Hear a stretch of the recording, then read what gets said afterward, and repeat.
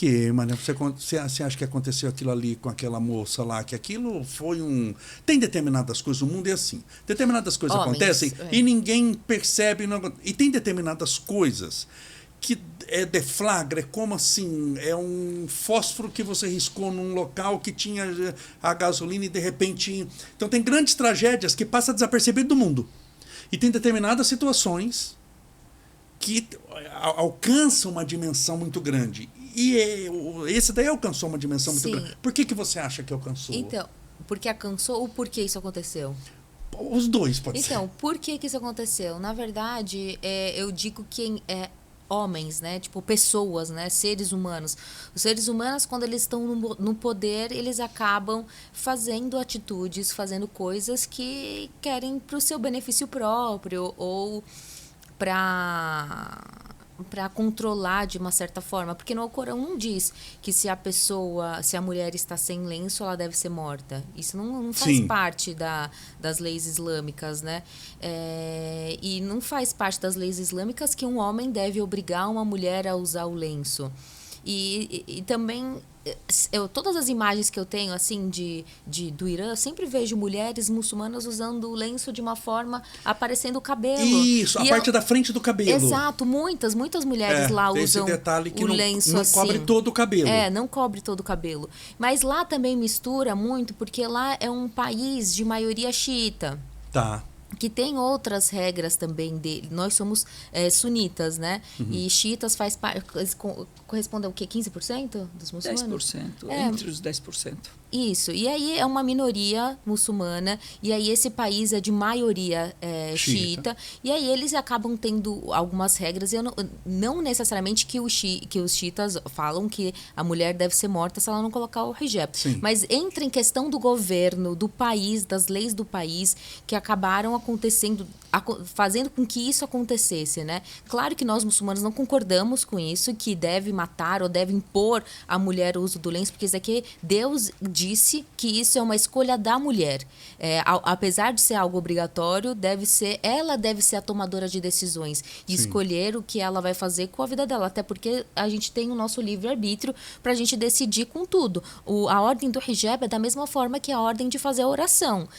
As pessoas vão seguir seu livre-arbítrio, se elas querem ou não, apesar de ser algo obrigatório.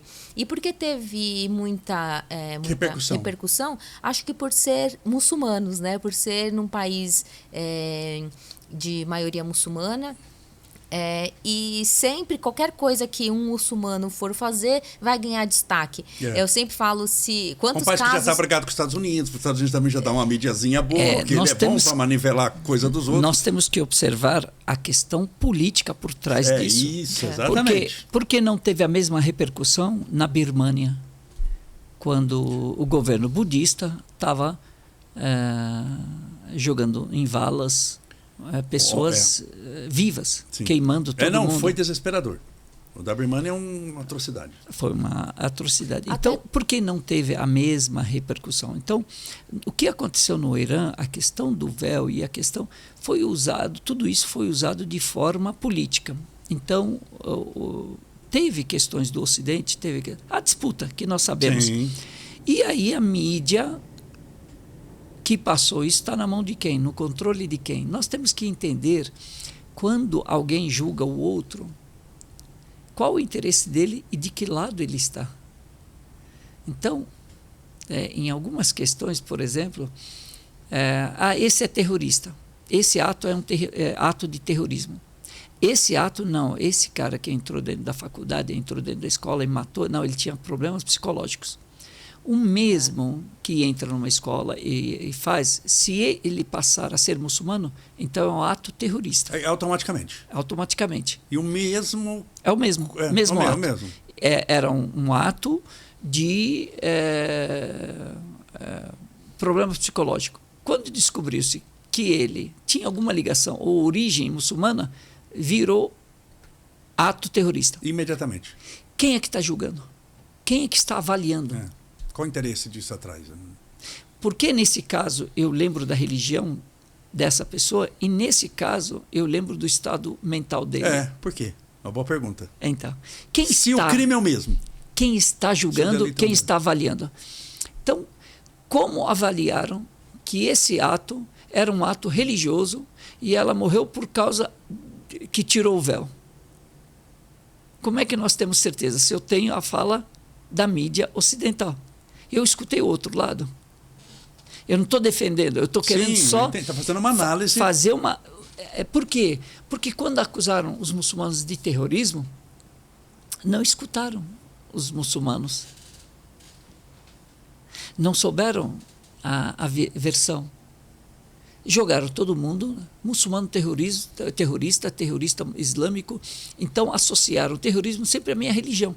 Nem lembravam do nome da pessoa, ninguém sabia o nome do cara que fez, mas sabiam da religião dele. Já nem importava mais, né? Porque o objetivo era... E quando o Unabomber, né, Oklahoma, quando ele explodiu, falaram da religião dele? Não. Por que não falaram? Não tem a mínima noção qual é. Mas nós sabemos que não é um muçulmano. Ah, com certeza. Porque se fosse muçulmano... Terrorista seria. Seria. Tem isso também, tem muito mesmo. Entendeu? Então, o que acontece no Oriente Médio, eu sei bem o que acontece no Oriente Médio, como é ventilado aqui, como é divulgado aqui, a repercussão no Ocidente. Interessa a quem? Acusar os iraquianos, por exemplo, os afegãos, os iranianos, os sírios, os libaneses, os sauditas. Interessa a quem colocar os muçulmanos como para poder invadir. Não, invadiram o Iraque, alegando o quê? Armas químicas, era um povo que estava não sei o que lá, e invadiram. E aí depois mataram 1 milhão, 2 milhões de pessoas. Até agora estão nascendo crianças com defeitos por causa das bombas químicas que foram jogadas. E tem também o dinheiro lá atrás, o petróleo. Ninguém invade a Etiópia, por exemplo. Exatamente. Não é? Pode ter crimes. É isso. Né?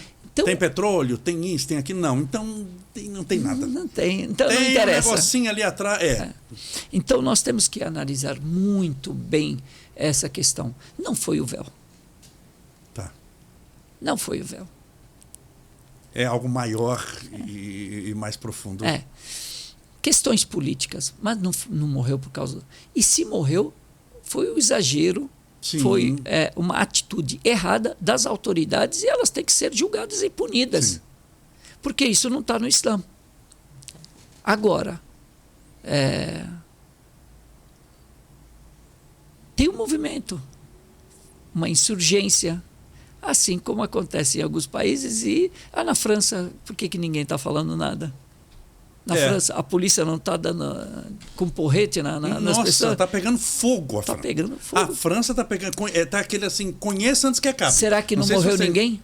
Nossa, se você vê as imagens de Paris, para quem olhar... Eu vi umas. Será que não morreu ninguém? Conheça antes que acabe. Então, de que lado a mídia ocidental está agora? Nós precisamos analisar isso.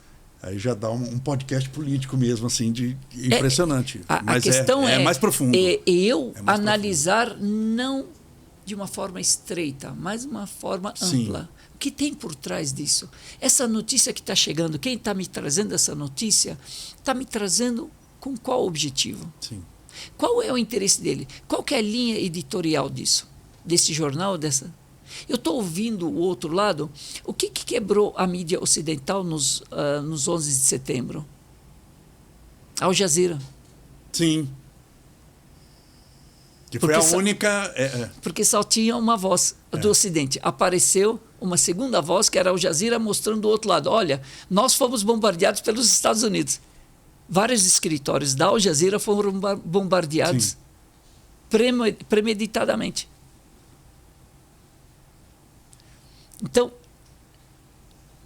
existem... Não é tão simples como nós achamos. Existem coisas por trás. É mais profunda que isso. Você que gostou desse corte e lembrou de algum amigo, amiga, quando assistiu, indique para eles.